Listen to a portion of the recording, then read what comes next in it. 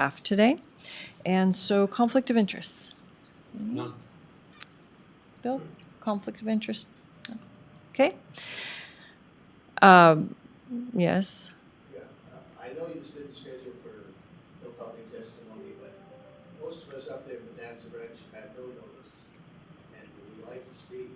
I'm sorry, that will not happen today because you had notice. It's been published in the paper. It's followed all of the code requirements for publication. So that was August 10th. And So, I would, Pat Braden, Civil Deputy Prosecutor for the record, at both the hearings before the Planning Commission and before the board, there were several people from the Bonanza Ranch area that did testify. yes. David? Madam Chair, if I may, one of the things that may not be apparent to the average person is that zoning is not retroactive, and neither is this amendment to the code. Yes. So it will not apply to cases that we are already processing. Yeah. Thank you. Good point. All right. So item 1, tax deed bid, AIN 166952. David, are you? Yes, ma'am. This is like other cases cases you've seen in which a remnant was carved off some 20 years ago from a parcel of land, and it was too small to be a building lot, so it's not eligible for building permits. Consequently, our recommendation is that it be joined back either to its parent property or another adjoining parcel, ideally the parent parcel, and that's in your write-up.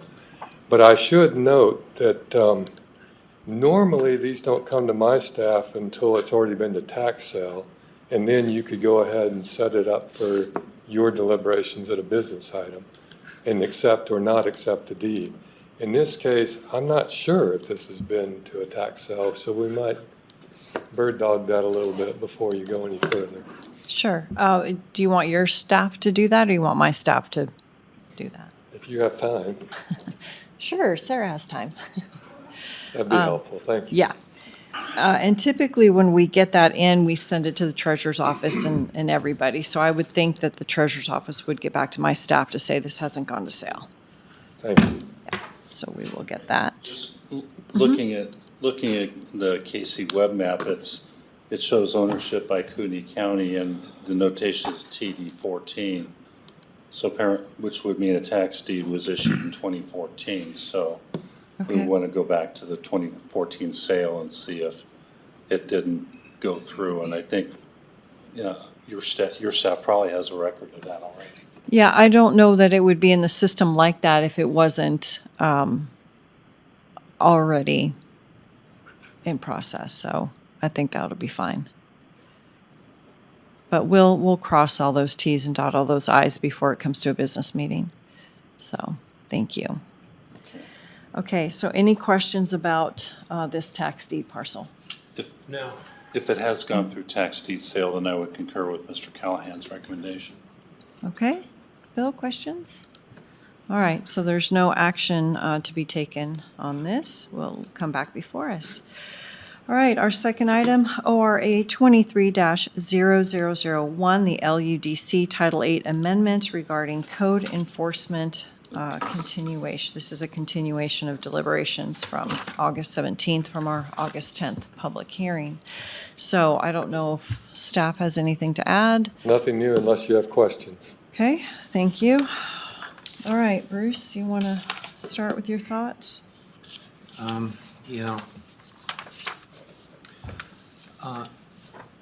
One of the main things about code enforcement is that, we have a social compact with each other when we live in a community. And it helps set an expectation for people when they live or move into a community of what to expect and the conduct that we expect of each other when we live together. And those rules are established to how we are to live and what is acceptable behavior and what is not. And it also establishes the recourse that is for when those rules are not followed. Anything goes is not a social compact. And causing potential harm to a neighbor or the community is not acceptable, I believe. And this ordinance is a result of things that have happened in the past in this community, of some people not willing to follow the rules or the social compact that this community has. And so I believe, given after exhaustive attempts to try to remedy some of these situations through all means possible, that the only thing left is to have an ordinance like this, that to put it into place and to use it extremely sparingly, but to have that as a tool set so that we can ensure that the community has some bare minimum of conduct between each other.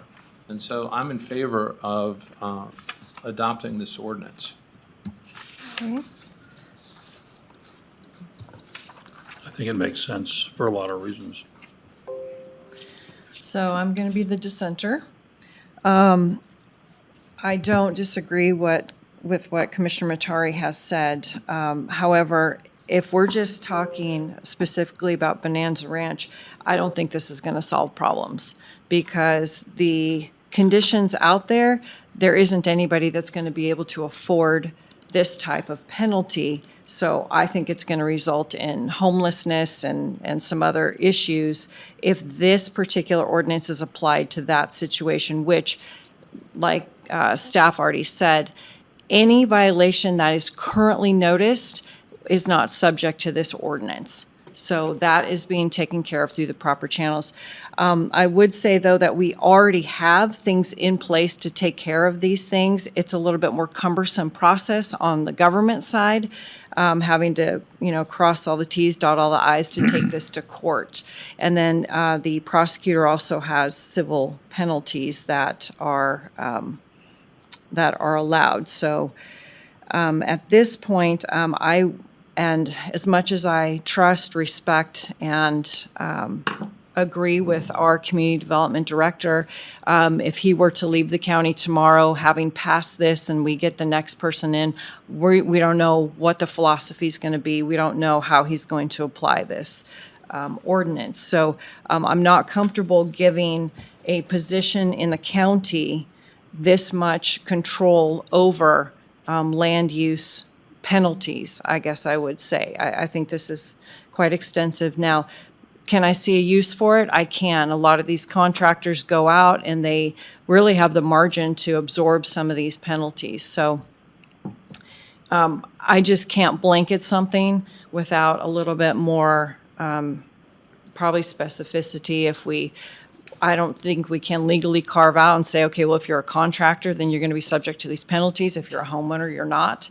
So to me, if it's an all or nothing situation, I wouldn't want to give the director this type of authority at this time. So again, agreeing that we do have to live by social construct and contracts, and it would be nice if everybody just did the right thing, but good people don't need laws, bad people are not going to follow laws. So to implement this, I think is going to be a detriment to the county.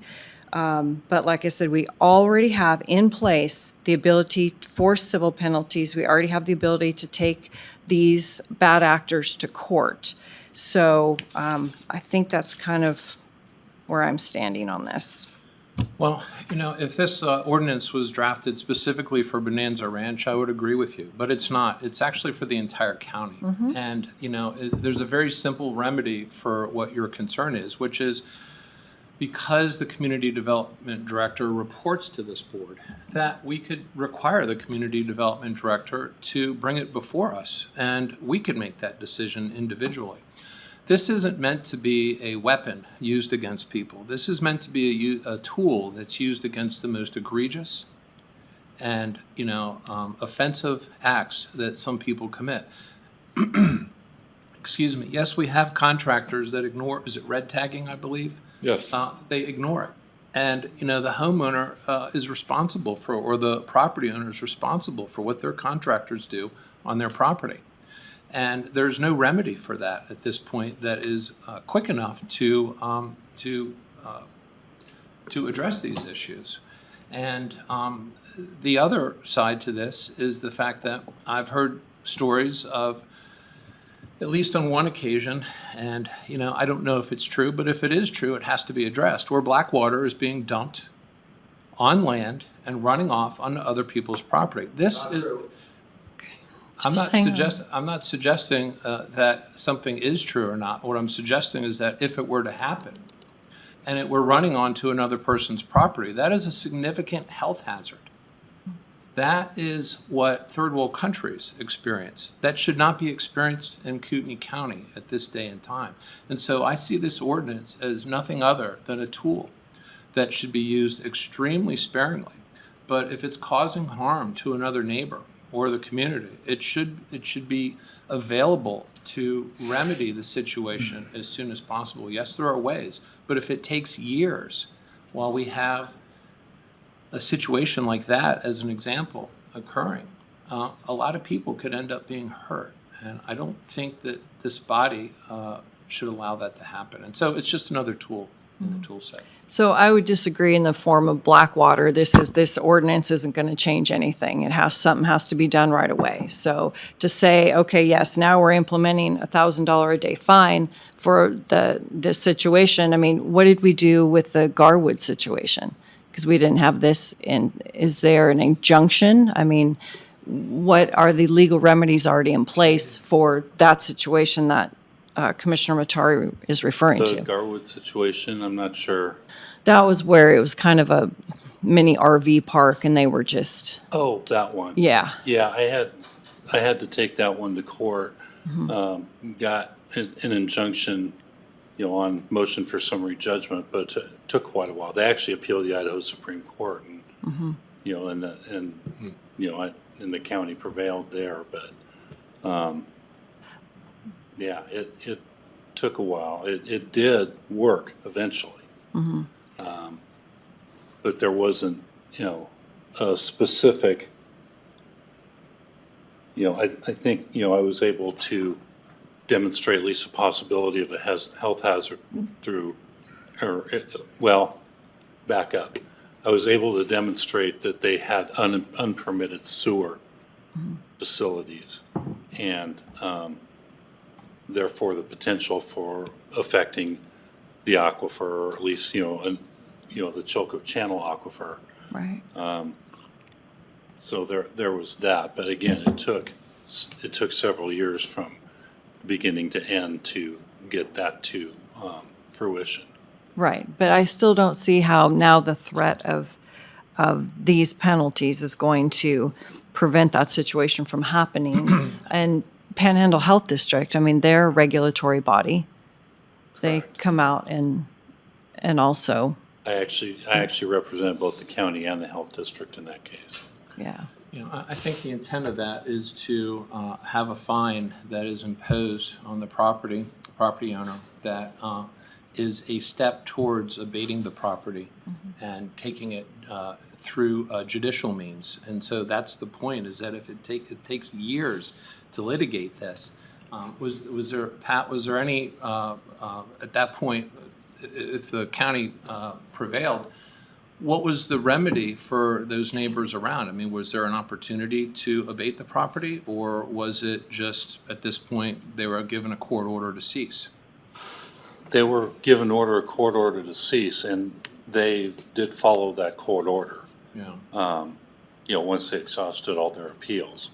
But it took, the other alternative would have been the neighbors suing them directly for nuisance.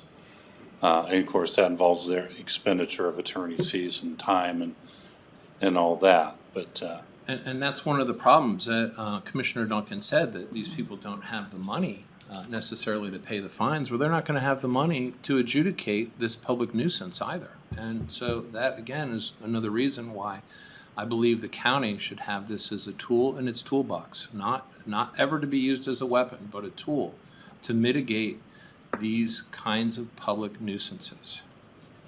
And this ordinance does also provide authority for the board to establish specific fines for specific incidents by resolution as well. So that's another kind of check and balance on potential power of the director, whoever's sitting in that chair at the time. Thank you. So what language would we need to add to section 2B in order to make it more of a board? I see the board may establish the resolution, but the director would need to bring these kinds of things before the board instead of just having authority. Basically, if that were the desire of the board, I just changed the word director to board. Okay. So from director to Board of Commissioners. Yeah.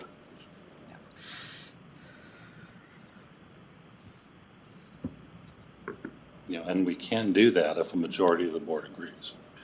Yeah, I'd see that being no different than just having the director bring it to the board, through his recommendation and so forth. But again, it's a tool set. It's not the Right. panacea to, dealing with many of the different issues throughout the county. And as it is, any action of the director is appealable to the board. And I believe the board can actually forgive the fine too if they Yes. wanted to. So Yes, there's so or many, forgive or reduce it, or and that's already built into the ordinance. So and even so can the director. Yeah. So if we had a director that was a renegade, to say the least, this board could definitely step in and stop that. And I think that those remedies are within here to prevent any one individual not only from abusing it, but we also have the option as a board to repeal this, and if we don't like it. But at this point, there's a reason why it was drafted. There appear to be remedies that have been exhausted, and we have some community folks that, and even our law enforcement has recognized many of these issues in the county. And I think it's only prudent to at least try it. I agree. The thing that occurs to me is there's no law or ordinance that is perfect. There is not. And there's always a remedy. No law or ordinance is permanent. And I believe if we find this doesn't work, we can make adjustments. And so I'm totally in favor of this.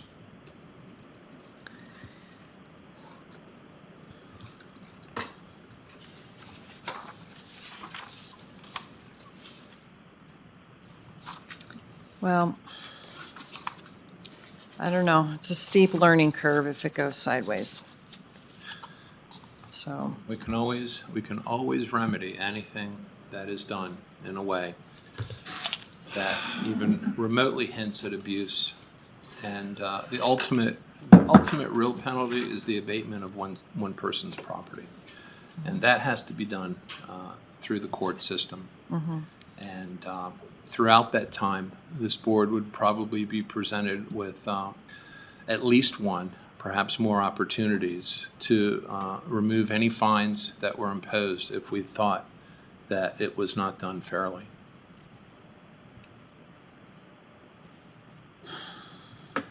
But in the end, it's a tool meant to correct action.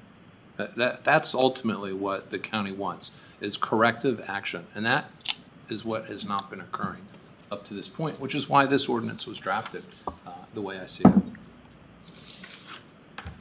I don't know. It's just, I'm just super sensitive to abuse, not in the manner of somebody being punitive, but in the manner of not exhausting other avenues before this is implemented.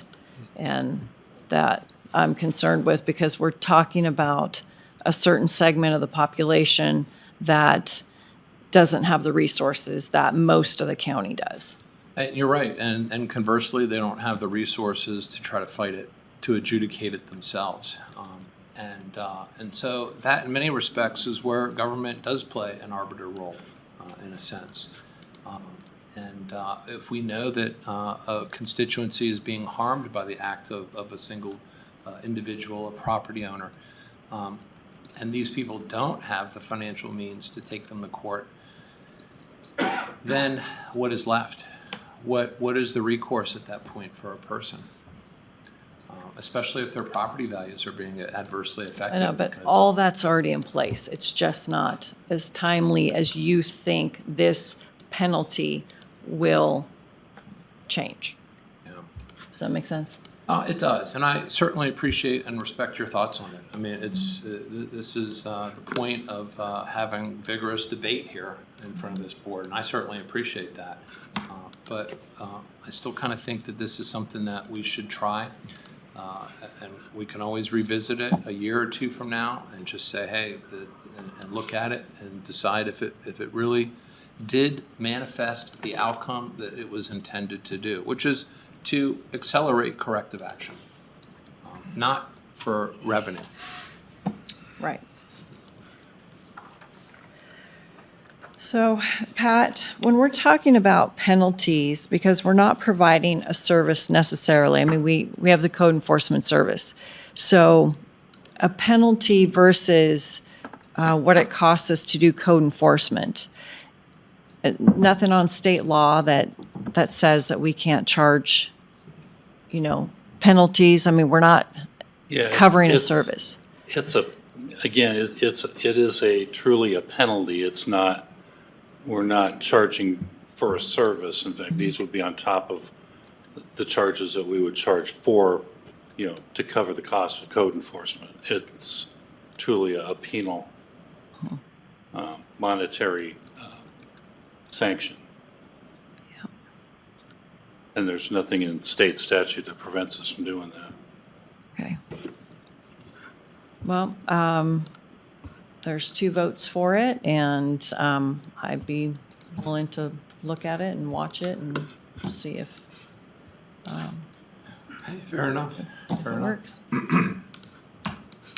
Do we want a motion here? Are you ready for motion, Bill? Yeah. I move that we approve ORA 23-0001, LUDC Title 8 Amendment regarding code enforcement continuation. I second the motion. Bill Brooks. Aye. Commissioner Matari. Aye. Chair Duncan. I'm going to vote nay, but I am interested in seeing how this plays out and see if it is going to, as to your point, act as a tool. Manifest the corrective action. Yes, yep. So, we'll see. All right, with no business items, it's 10:23, meeting adjourned. Thank you, Commissioner. Thank you.